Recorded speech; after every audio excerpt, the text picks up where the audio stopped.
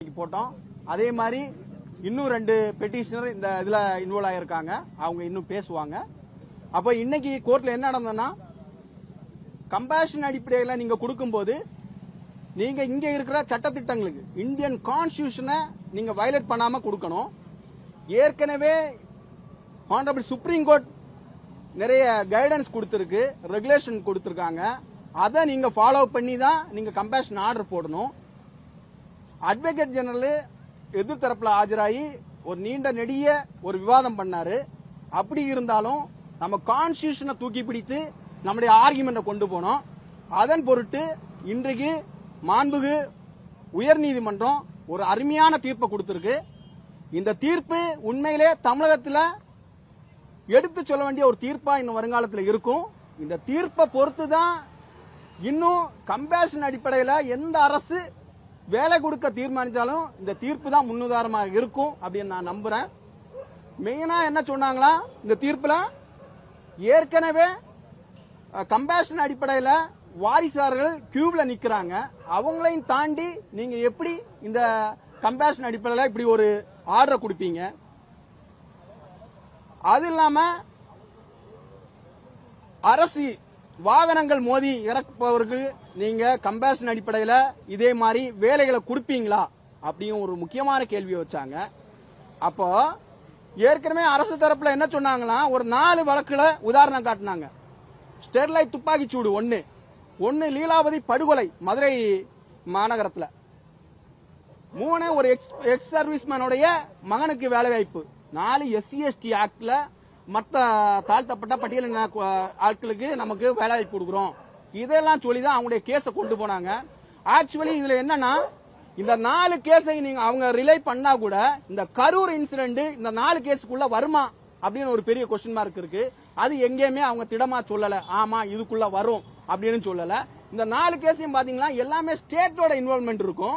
அது இல்லாம அந்த எக்ஸ் சர்வீஸ்மேன் கேஸ்ல அது கண்டிப்பா கொடுத்து ஆகணும். ஏன்னா எக்ஸ் சர்வீஸ்மேனோட பிள்ளைகளுக்கு தான் அந்த கம்பேஷன் அடிப்படையில் கொடுக்கணும். வேலையில் இருக்கும்போது இறக்குபவங்களுக்கு தான் அப்படி கம்பேஷன் அடிப்படையில் கொடுக்கணும் விதி இருக்கு.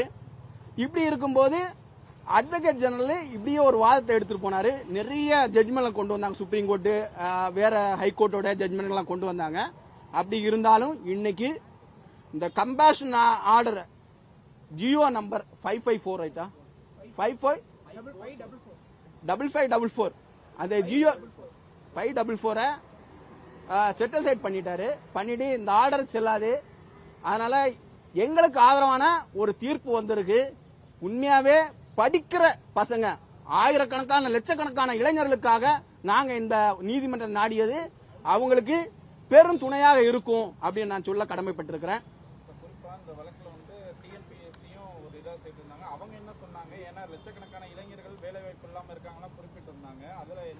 டிஎன்பிசி வந்து ஒரே ஒரு வார்த்தை தான் சொன்னாங்க. அவங்க ஏற்கனவே கவுண்டர்ல சொன்ன அதே வார்த்தை தான், எங்களுக்கு இதுக்கும் சம்பந்தமே இல்லை அப்படின்னு ஒரு வார்த்தையை கொண்டு வந்தாங்க. அதனால அவங்க பெருசா அதுல பேசவும் இல்லை. பெருசா பேசினது மத்த ரெஸ்பாண்டன்ட் தான், அட்வொகேட் ஜெனரல் மத்தவங்களுக்காக வந்து பேசின. டிஎன்பிசி என்ன சொன்னாங்கன்னா இதுக்கு எங்களுக்கு சம்பந்தம் இல்லை அப்படின்னு சொல்லி மூடிட்டாங்க.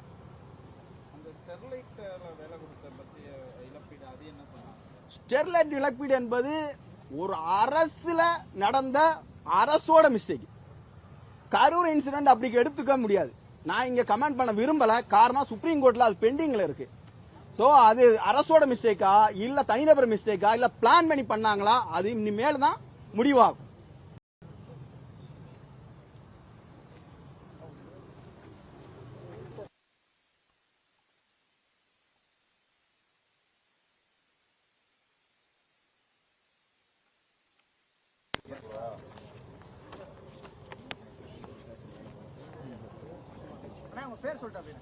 என் பேர் முகமது ரஷீத். மதுரை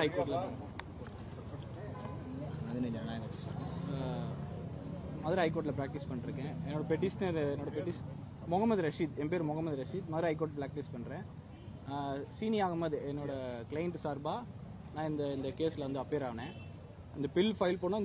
இந்த பில் என்னன்னா, கரூர் ஸ்டாம்பேடில் வந்து இறந்து போன டிசீஸோட ஃபேமிலிஸ்க்கு ப்ரெசன்ட் கவர்மெண்ட் டிவிகே கவர்மெண்ட் வந்து ஒரு அவங்களுக்கு வந்து எம்ப்ளாய்மெண்ட் கம்பாஷனேட் கிரவுண்டில் எம்ப்ளாய்மெண்ட் கொடுக்குறதா சம்மந்தமாக ஒரு ஆர்டர் வந்து இஷ்யூ பண்ணி அந்த ஆர்டர் இஷ்யூ பண்ணுறதுக்கு முன்னாடி நம்ம பில் ஃபைல் பண்ணியிருந்தோம். அப்புறம் இன்ட்ரீம் ஆர்டர் கொடுத்து அந்த ஆர்டரை வந்து நீங்கள் வந்து தற்காலிகமாக கொடுக்கலாம், தற்காலிக வேலை கொடுக்கலாம் within the review of judiciary கோர்ட்டோட ரிவ்யூ அடிப்படையில் அது இருக்கும் அப்படின்னு சொல்லி ஒரு டெம்பரரி ஆர்டர் மட்டும் கொடுத்துருந்தாங்க. அதுக்கப்புறம் இன்னைக்கு ஃபைனல் ஹியரிங் டேட் என்ன? இது 27/4 27/8/2026 இன்னைக்கு வந்து ஃபைனல் ஹியரிங் எடுத்தாங்க. இதில் நம்ம வந்து கம்பன்சேட் கிரவுண்டில், அதாவது கருணை அடிப்படையில் வந்து இந்த இறந்து போன குடும்பங்களுக்கு இந்த வேலை கொடுக்கலாமா கூடாதா என்ற கொஸ்டின் தான் அந்த கோர்ட்டில் இன்னைக்கு எழுந்துச்சு. அதுக்கு நாங்கள் வந்து எங்களோட வாதத்தை வச்சோம். எங்கள் வாதம் என்னன்னா, கம்பேஷனேட் கிரவுண்டில் வந்து இவங்க எலிஜிபிள் கிடையாது, இவங்க வந்து கருணை அடிப்படையில் இந்த 41 குடும்பங்களுக்கு வேலை கொடுக்க வந்து அவங்க தகுதி கிடையாது. கருணை அடிப்படையில் வேலை கொடுக்கறது வந்து 3 நபர்களுக்கு மட்டும்தான் வரும். ஒன்று வந்து ஏற்கனவே இருக்கிற கவர்மெண்ட் எம்ப்ளாயி, அவர் இறந்து ஒரு விபத்தின் காரணமோ ஏதோ ஒரு காரணமோ வேலையில் இருக்கையில் சர்வீஸ் பீரியட்ல இறந்து போயிருந்தா அவங்க ஃபேமிலிக்கு கொடுக்கணும். ரெண்டாவது மெடிக்கல் இன்வாலிடேஷனால இறந்து போகிற கவர்மெண்ட் சர்வெண்ட் கொடுக்கணும். அது மிஸ்ஸிங் கவர்மெண்ட் சர்வெண்ட், இந்த 3 பேருக்கு மட்டும் தான் கொடுக்க முடியும்.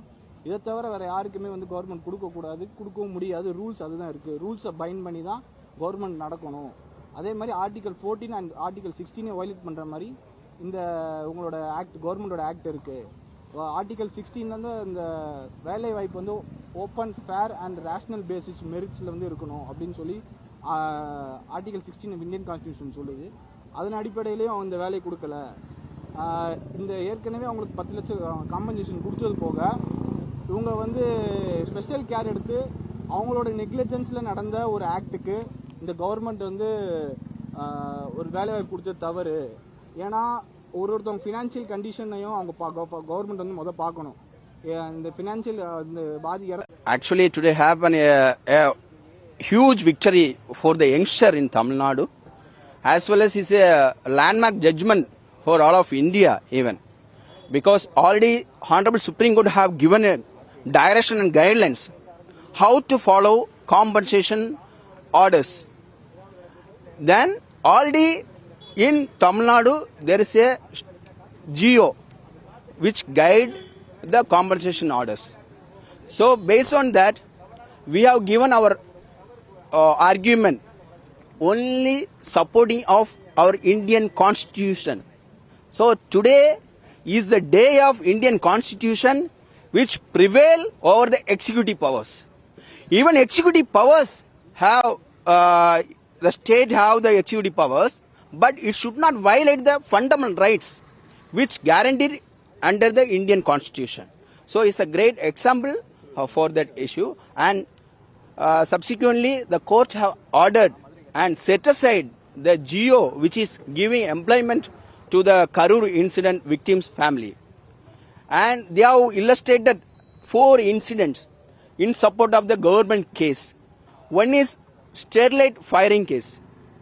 Another one is Leelavadi councillor murder in Madurai.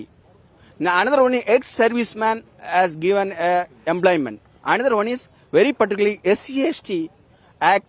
It enabled the government to give job for the employment for the affected family. It's all these 2 incidents or these 2 things have already legal support, because in the Constitution under Article 16 subclause, SC/ST people who are affected, the government can give employment.